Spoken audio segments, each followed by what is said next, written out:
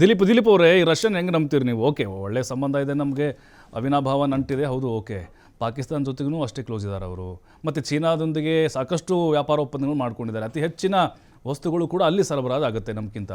Sir ನೋಡಿ, ಸ್ವತಂತ್ರ ಬಂದಾಗಿಂದಲೂ ಸಹ ಭಾರತಕ್ಕೆ ಅತಿ ಹೆಚ್ಚು ನೆರವಾಗಿರ್ತಕ್ಕಂಥದ್ದು ವಿಶ್ವಾಸಾರ್ಹ ರಾಷ್ಟ್ರ ಯಾವುದಾದ್ರೂ ಇದ್ದರೆ ಅದು ರಷ್ಯಾ. ನಾವು ಚೀನಾ ವಿಚಾರಕ್ಕೆ ಚೀನಾ ಬಾಯಿ ಅಂತಂದು 1962ರ ಯುದ್ಧದಲ್ಲಿ ಏನಾಯಿತು ಅಂತಕ್ಕಂಥದ್ದು ನಮಗೆಲ್ಲರಿಗೂ ಗೊತ್ತಿದೆ. ಮತ್ತು ಅದ್ರ ಜೊತೆಗೆ ಚೀನಾಗಿಂತ ರಷ್ಯಾ ನಮಗೆ ಯಾಕೆ ಯಾವಾಗಲೂ ಸಹ ಮಿತ್ರರ ರೀತಿ ಇರುತ್ತೆ ಅಂತಂದರೆ, ಚೀನಾ ನಮಗೆ ಯುದ್ಧದ ಸಮಯಗಳಲ್ಲಿ ತುಂಬಾ ಬಾರಿ ಯುದ್ಧ ಸಾಮಗ್ರಿಗಳನ್ನು ನಮಗೆ ಎಕ್ಸ್ಪೋರ್ಟ್ ಮಾಡಿದೆ. ಪಾಕಿಸ್ತಾನಕ್ಕೂ ಮಾಡಿದೆ ಸರ್ ಹಲವು ಸಂದರ್ಭಗಳಲ್ಲಿ. ಈ ಕಳೆದ ಆಪರೇಷನ್ ಯುದ್ಧ ಸಾಮಗ್ರಿಗಳನ್ನು ಪಾಕಿಸ್ತಾನಕ್ಕೂ ಕೊಟ್ಟಿದೆ. ಒಂದು ನಿಮಿಷ ನೋಡಿ, ಯಾವುದಾದ್ರೂ ಒಂದು ಯುದ್ಧ ಸಾಮಗ್ರಿಗಳ ಒಂದು ತಯಾರಿಕಾ ರಾಷ್ಟ್ರ ಅಂತ ಅಂದಮೇಲೆ ಅವರಿಗೆ ಬಿಸಿನೆಸ್ ಆಗಬೇಕು. ಅದು ನೀವು ಪಾಕಿಸ್ತಾನಕ್ಕೆ ಮಾಡಬೇಡಿ ಅಥವಾ ಚೀನಾಕ್ಕೆ ಮಾಡಬೇಡಿ, ನಮಗೆ ಮಾತ್ರ ಮಾಡಿ ಅಂತ ನಾವು ಹೇಳಲಿಕ್ಕಾಗಲ್ಲ. ಅದು ಅವರ ಬಿಸ್ನೆಸ್. ಸೊ ಈಗ ನಮಗೆ ಆಪರೇಷನ್ ಸಿಂಧೂರ ಸಮಯದಲ್ಲಿ ನಾವು ಯಾವ ಒಂದು ಡ್ರೋನ್ಗಳನ್ನ ಬಳಸ್ತೋ, ಸೂಸೈಡ್ ಡ್ರೋನ್ಗಳನ್ನು ಮತ್ತು S-400 ಅನ್ನು ಬಳಸ್ತೋ, ಮಿಸೈಲ್ಸ್ಗಳನ್ನ ಬಳಸ್ತೋ, ಬ್ರಹ್ಮೋಸ್ ಆಗಿರ್ಬೋದು, ಅದನ್ನು ಸಹ ನಾವು ಜಂಟಿಯಾಗಿ ಉತ್ಪಾದನೆ ಮಾಡ್ತಾ ಇರ್ತಕ್ಕಂಥದ್ದು. S-400 ಸಹ ರಷ್ಯಾದಿಂದ ಕೊಟ್ಟಿರ್ತಕ್ಕಂಥದ್ದು, ಮತ್ತು ಸೂಸೈಡ್ ಡ್ರೋನ್ಗಳನ್ನು ಸಹ ರಷ್ಯಾದಿಂದ ಕೊಟ್ಟಿರ್ತಕ್ಕಂಥದ್ದು. ಇವುಗಳನ್ನು ಉಪಯೋಗಿಸಿಕೊಂಡು ನಾವು ಅತಿ ಹೆಚ್ಚು ಒಂದು ಆ ಯುದ್ಧದಲ್ಲಿ ಮುನ್ನೆಲೆಗೆ ಬಂದಿರ್ತೀವಿ ಮತ್ತು ಅದನ್ನು ಜಯಗಳಿಸ್ತಕ್ಕಂಥ ಕೆಲಸವನ್ನು ಮಾಡಿದ್ದೀವಿ. ಸರ್, ಇನ್ನೊಂದು ಸರ್, ಇವತ್ತು ಚರ್ಚೆ ಆಗ್ತಾ ಇರ್ತಕ್ಕಂಥ ವಿಚಾರ ಈ GDP ಬಗ್ಗೆ ಚರ್ಚೆ ಆಗ್ತಾ ಇದೆ ಸರ್. ನೋಡಿ, ಭಾರತ ಸರ್ 87% ಆಯಿಲ್ಸನ್ನು ನಾವು ಇಂಪೋರ್ಟ್ ಮಾಡ್ಕೊಳ್ತೀವಿ. ಅಂದರೆ ಯಾಕೆಂತಂದರೆ ಅತಿ ಹೆಚ್ಚು ಆಯಿಲ್ ಮೇಲೆ ಡಿಪೆಂಡ್ ಆಗಿದ್ದೀವಿ. ಆ ಕಾರಣಕ್ಕೋಸ್ಕರ ನರೇಂದ್ರ ಮೋದಿಯವರು ಆಯಿಲನ್ನು ಬಿಟ್ಟು ನೀವು ಇದ್ರ ಕಡೆ ಸೋಲಾರ್ ಕಡೆ ಹೋಗಬೇಕು, ಮತ್ತೊಂದು ಗ್ರೀನ್ ಎನರ್ಜಿ, ಇದ್ರ ಬಗ್ಗೆ ಜಾಸ್ತಿ ಪ್ರಮೋಟ್ ಮಾಡ್ತಾ ಇದ್ದಾರೆ. ಮತ್ತು ಇನ್ನೊಂದು ವಿಚಾರ ಏನು ಅಂತಂದರೆ, ನಾವು 2/3 ಯಾಕೆ ನಮ್ಮ ಒಂದು ಟ್ರೇಡ್ ಡಿಫಿಸಿಟ್ ಇರುತ್ತೆ ಯಾವಾಗಲೂ ಅಂತಂದರೆ, ನಾವು 2/3 ಇಂಪೋರ್ಟನ್ನು ಬರೀ ಆಯಿಲನ್ನೇ ಮಾಡ್ಕೊಳ್ತೀವಿ. ಅಂದರೆ ನಾವು ₹100 ನಾವು ಇಂಪೋರ್ಟ್ ಮಾಡಿಕೊಂಡ್ರೆ ಅದರೊಳಗಡೆ ಸುಮಾರು 60ರಿಂದ 65 ರೂಪಾಯಿ ಇಂಪೋರ್ಟ್ ಆಯಿಲಿಂದಲೇ ಇಂಪೋರ್ಟ್ ಆಗಿರುತ್ತೆ. ಅದರಿಂದ ನಮಗೆ ಟ್ರೇಡ್ ಡಿಫಿಸಿಟ್ ಜಾಸ್ತಿ ಆಗುತ್ತೆ. ಮತ್ತು ಇನ್ನೊಂದು ಸರ್, ಮೊನ್ನೆ ತಾನೇ ಅಂಡಮಾನ್ ನಿಕೋಬಾರಲ್ಲಿ ತೈಲ ನಿಕ್ಷೇಪ ಸಿಕ್ಕಿದೆ ಅಂತ ಹೇಳಿದ್ರು. ಇಟ್ ಮೇ ಬಿ ಏನಾದರೂ ಚೀನಾ ಯಾಕೆ ಸೂಪರ್ ಪವರ್ ಆಗ್ತಾ ಇದೆ, ಅಮೆರಿಕ ಯಾಕೆ ಸೂಪರ್ ಪವರ್ ಆಗ್ತಾ ಇದೆ, ಅಥವಾ ರಷ್ಯಾ ಯಾಕೆ ಸೂಪರ್ ಪವರ್ ಆಗ್ತಾ ಇದೆ ಅಂತಂದರೆ, ಅವ್ರಿಗೆ ಆಯಿಲ್ ರಿಸರ್ವ್ ಆಯಾ ದೇಶಗಳಲ್ಲೇ ಇದೆ. ಭಾರತದಲ್ಲಿ 87% ನಾವು ಇಂಪೋರ್ಟ್ ಮಾಡ್ಕೊಳ್ತೀವಿ. ಆ ಕಾರಣಕ್ಕೋಸ್ಕರ ಅವರು ಅತಿ ಹೆಚ್ಚು ಡಿಪೆಂಡೆನ್ಸಿ ಆಗಿಲ್ಲ. ರಷ್ಯಾ ಯುದ್ಧಕ್ಕೆ ಭಾರತವೇ ಕಾರಣ ಅಂತ ಟ್ರಂಪ್ ಹೇಳಿದ್ರು. ಈಗ ತೈಲ ಖರೀದಿ ಮಾಡಿ ಬೇರೆ ಬೇರೆ ದೇಶಗಳು ತೈಲ ಖರೀದಿ ನಾವು ಯಾಕೆ ಮಾಡ್ಬೇಕು ರಷ್ಯಾ ಜೊತೆ ಅಂತ ಹೇಳ್ತೀನಿ ಸರ್. ರಷ್ಯಾ ನಮಗೆ ಕೊಡ್ತಾ ಇರ್ತಕ್ಕಂಥದ್ದು ಒಂದು ಬ್ಯಾಲರ್ಗೆ $36 ಇಂದ $59 ಸರ್.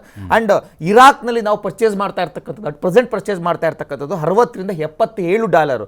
ಅಂದ್ರೆ ನಮಗೆ ಎಲ್ಲಿ ಕಡಿಮೆ ರೇಟಿಗೆ ಸಿಗುತ್ತೋ ಅಲ್ಲಿ ನಾವು ಪರ್ಚೇಸ್ ಮಾಡಬೇಕಾಗುತ್ತೆ. ಇಟ್ ಮೇ ಬಿ ನಾವು ಇರಾಕ್ ನಾವು ಪರ್ಚೇಸ್ ಮಾಡ್ತೀವಿ ಅಂತಂದ್ರೆ ಇರಾಕಿಗೆ ನಾವು ಡಾಲರನ್ನು ಕೊಡಬೇಕಾಗುತ್ತೆ. ಆದರೆ ರಷ್ಯಾಗೆ ನಾವು ಡಾಲರನ್ನು ಕೊಡೋಂಗಿಲ್ಲ. ನಮ್ಮ ಕರೆನ್ಸಿ ಆದ ರೂಪಾಯಿಯಿಂದಲೇ ನಾವು ಪರ್ಚೇಸ್ ಮಾಡ್ಬೋದು ಸರ್. ಇನ್ನೊಂದು ಸರ್, ಬ್ರಿಕ್ಸ್ ಕರೆನ್ಸಿ ಬಗ್ಗೆ ಚರ್ಚೆ ಆಗ್ತಾ ಇದೆ. ಯಾವಾಗ ಈ ಅಮೆರಿಕ ಡೊನಾಲ್ಡ್ ಟ್ರಂಪ್ ಅಧ್ಯಕ್ಷ ಆದಮೇಲೆ ಅತಿ ಹೆಚ್ಚು ಹುಚ್ಚಂತರ ಎಲ್ಲರ ಮೇಲೂ ಸಹ ಟ್ಯಾಕ್ಸೇಷನ್ನ ಜಾಸ್ತಿ ಮಾಡ್ತಾ ಇರ್ತಕ್ಕಂಥದ್ದು, ಮತ್ತೊಂದು ಮಾಡ್ತಕ್ಕಂಥ ಜಾಸ್ತಿ ಆದಮೇಲೆ Russia and Brazil, India, China and south Africa, ಈ 5 ದೇಶಗಳು ಸೇರಿಕೊಂಡು ಬ್ರಿಕ್ಸ್ ಕರೆನ್ಸಿಯನ್ನು ಮಾಡಬೇಕು. ಬ್ರಿಕ್ಸ್ ಕರೆನ್ಸಿಯನ್ನು ಮಾಡಿ ಡಾಲರ್ಗೆ ನಾವು ಟಕ್ಕರ್ನ ಕೊಡಬೇಕು, ಮತ್ತು ಅದ್ರ ಮೇಲೆ ಡಿಪೆಂಡೆನ್ಸಿಯನ್ನು, ಟಕ್ಕರ್ ಅನ್ನೋದಕ್ಕಿಂತ ಅದ್ರ ಮೇಲೆ ಡಾಲರ್ ಮೇಲೆ ಡಿಪೆಂಡೆನ್ಸಿಯನ್ನು ಕಮ್ಮಿ ಮಾಡ್ಕೊಬೇಕು ಅನ್ನೋ ಒಂದು ಕಾರಣಕ್ಕೋಸ್ಕರ ಚೀನಾಗೂ ಸಹ ನರೇಂದ್ರ ಮೋದಿ ಅವರು ಹೋಗಿದ್ರು, ಸೌತ್ ಆಫ್ರಿಕಾಗೂ ಸಹ ಹೋಗಿದ್ದು, ಬ್ರೆಜಿಲ್ಗೂ ಸಹ ಹೋಗಿದ್ರು, ಎಲ್ಲ ಕಡೆ ಹೋಗಿ ಮಾತುಕತೆ ನಡೀತಾ ಇದೆ ಸರ್. ಈ ಮಾತುಕತೆ ಯಾಕೆ ನಡೀತಾ ಇದೆ ಅಂತಂದರೆ, ಭಾರತವನ್ನು ಮತ್ತೆ ಇನ್ನು 3ನೇ ಸ್ಥಾನಕ್ಕೂ 2ನೇ ಸ್ಥಾನಕ್ಕೂ ನಾವು GDPನಲ್ಲಿ ತೆಗೆದುಕೊಂಡು ಹೋಗಬೇಕು ಅಂತಕ್ಕಂಥ ಒಂದು ಸ್ಥಾನದಲ್ಲಿ ನಡೀತಾ ಇದೆ ಸರ್. ಆವಾಗಲೇ ಕಾಂಗ್ರೆಸ್ ವಕ್ತಾರರು ಕ್ಲಿಯರ್ ಆಗಿ ಹೇಳಿದ್ರು ಸರ್, ಪರ್ ಕ್ಯಾಪಿಟಲ್ ಇನ್ಕಮ್ನಲ್ಲಿ ನಾವು ಭಾಳ ವೀಕ್ ಇದ್ದೀವಿ, ಅಂದರೆ GDPನಲ್ಲಿ ವೀಕ್ ಇದ್ದೀವಿ ಅಂತ ಹೇಳಿ ಸರ್. 2014ರಲ್ಲಿ ಮನಮೋಹನ್ ಸಿಂಗ್ ಅವರು ಅಧಿಕಾರ ಬಿಟ್ಕೊಂಡು ಕೊಟ್ಟಾಗ ನಮ್ಮ ಒಂದು GDP ಇದ್ದಂಥದ್ದು $2.04 ಟ್ರಿಲಿಯನ್. ಅವತ್ತು ನಾವು 10ನೇ ಸ್ಥಾನದಲ್ಲಿರ್ತೀವಿ ಸರ್. 2024ಕ್ಕೆ ನಮ್ಮದು $4.2 ಟ್ರಿಲಿಯನ್ ಇದೆ. ಇವತ್ತು 4ನೇ ಸ್ಥಾನದಲ್ಲಿದ್ದೀವಿ. ಮತ್ತು ಪರ್ ಕ್ಯಾಪಿಟಲ್ ಇನ್ಕಮ್ 2014ರಲ್ಲಿ ಮನಮೋಹನ್ ಸಿಂಗ್ ನಮ್ಗೆ ಅಧಿಕಾರ ಬಿಟ್ಕೊಂಡು ಕೊಟ್ಟಾಗ $86,647 ರೂಪಾಯಿ ಇತ್ತು. ಇವತ್ತು 2024ಕ್ಕೆ $2,12,000 ರೂಪಾಯಿ ಇದೆ sir. Almost 200% per capital income ಜಾಸ್ತಿ ಆಗಿದೆ ಸರ್. ಇದಕ್ಕೆ ಕಾರಣ ಭಾರತೀಯ ಜನತಾ ಪಾರ್ಟಿ ಮತ್ತು ನರೇಂದ್ರ ಮೋದಿ ಅವರ ಸರ್ಕಾರ ತಂದಂತಹ ಸರಳೀಕೃತ ಒಂದು ಯೋಜನೆಗಳು, ಮತ್ತೆ ಇನ್ನ GSTಯಲ್ಲಿ ಸರಳೀಕರಣ ಮಾಡಿರ್ತಕ್ಕಂಥದ್ದು, ಮತ್ತೆ ಅತಿ ಹೆಚ್ಚು ಗ್ಲೋಬಲೈಸೇಷನ್ಗೆ ಹೊಂದ್ಕೊಂಡಿರ್ತಕ್ಕಂಥದ್ದು ಸರ್. ಮತ್ತೆ ನಾನು ಇನ್ನೊಂದು ಕೇಳ್ಕೊಳ್ಳೋದೇನು ಅಂದ್ರೆ ಸರ್, ಸ್ವಲ್ಪ ಬಡತನದ ಹೇಳಿ, ನಿರುದ್ಯೋಗದ ಹೇಳಿ ಸರ್. ಒಂದು ನಿಮಿಷ ಸರ್, ನೋಡಿ, GDP ಗ್ರೋತ್ ಆಗ್ತಾ ಇದೆ ಅಂತಂದ್ರೆ ಬಡತನ ಜಾಸ್ತಿ ಆಗ್ತಾ ಇದೆ ಅಥವಾ ನಿರುದ್ಯೋಗ ಜಾಸ್ತಿ ಆಗ್ತಾ ಇದೆ ಅಂತಲ್ಲ.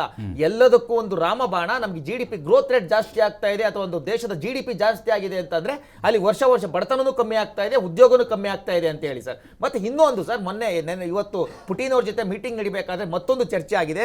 ಆರ್ಟಿಫಿಷಿಯಲ್ ಇಂಟೆಲಿಜೆನ್ಸ್ ಮತ್ತೆ ಹಡಗು ನಿರ್ಮಾಣ ಭಾರತದಲ್ಲೇ ಮಾಡಬೇಕು ಅಂತಕ್ಕಂಥದ್ದೊಂದು ಚರ್ಚೆ ಆಗ್ತಾ ಇದೆ. ಮತ್ತೆ ಮೇಕ್ ಇನ್ ಇಂಡಿಯಾ ಬಗ್ಗೆ ಬಹಳ ಚರ್ಚೆ ಆಗ್ತಾ ಇದೆ. ಮತ್ತೆ ಎಕ್ಸ್ಪೋರ್ಟ್ ಅನ್ನ ಅಂದ್ರೆ ರಫ್ತನ್ನ ಜಾಸ್ತಿ ಮಾಡೋ ಒಂದು ವಿಚಾರಕ್ಕೆ ನರೇಂದ್ರ ಮೋದಿ ಅವರು ಚರ್ಚೆ ಮಾಡ್ತಾ ಇದ್ದಾರೆ. ಮೇಕ್ ಇನ್ ಇಂಡಿಯಾ ಮಾಡೋದ್ರಿಂದ ನಮಗೆ ಎಕ್ಸ್ಪೋರ್ಟ್ ಜಾಸ್ತಿ ಆಗುತ್ತೆ. ಅಂದ್ರೆ ನೀವು ಯಾವುದೇ ಒಂದು ವಸ್ತುವನ್ನ ಭಾರತದಲ್ಲಿ ನೀವು ಸೇಲ್ ಮಾಡ್ತೀರಾ ಅಂತಂದ್ರೆ ಅದು ಭಾರತದಲ್ಲೇ ತಯಾರಾಗಿರ್ಬೇಕು, ಬೇರೆ ಕಡೆಯಿಂದ ನಾವು ಇಂಪೋರ್ಟ್ ಮಾಡ್ಕೊಳ್ಳಲ್ಲ ಅಂತ ಹೇಳಿ.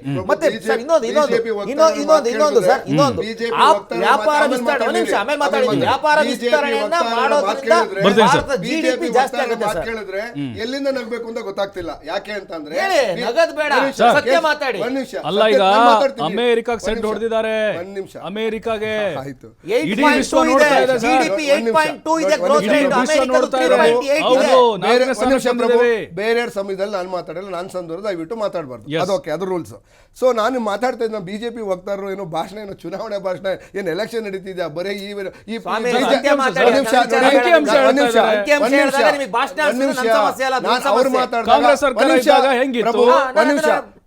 ಅದನ್ನ ಬರ್ದಿಟ್ಕೊಳ್ಳಿ, ಆಮೇಲೆ ಮಾತಾಡ್ಲಿ ದಯವಿಟ್ಟು. ನೋಡಿ, ಒಂದು ಡೆಕೋರಮ್ ಇದೆ, ಡೆಕೋರಮ್ ಅನ್ನು ಮೇಂಟೈನ್ ಮಾಡ್ಲಿ, ಸರಿನಾ? ಸೊ ಮಾತಾಡ್ತಾ ಇದ್ರು. ಇದು ನಾನೇ ಹೇಳಿದೆ, ಏನು ಆತ್ಮನಿರ್ಭರ ಅಲ್ಲ, ಮೇಕ್ ಇನ್ ಇಂಡಿಯಾ ಶುರು ಮಾಡಿದ್ದು ಅವರೇ ಸ್ಟಾಪ್ ಮಾಡ್ಬಿಟ್ರು. ಮೇಕ್ ಇನ್ ಇಂಡಿಯಾ ಅನ್ನೋ ಒಂದು ಕಾನ್ಸೆಪ್ಟ್ ಅನ್ನ ಬಿಜೆಪಿ ಅವರೇ, ನರೇಂದ್ರ ಮೋದಿ ಅವರೇ ಮರ್ತೋಗಿದ್ದಾರೆ. ಆತ್ಮನಿರ್ಭರ ಭಾರತ ಯಾಕೆ ತಂದ್ರು? PLS ನೋಡಿ, ದಯವಿಟ್ಟು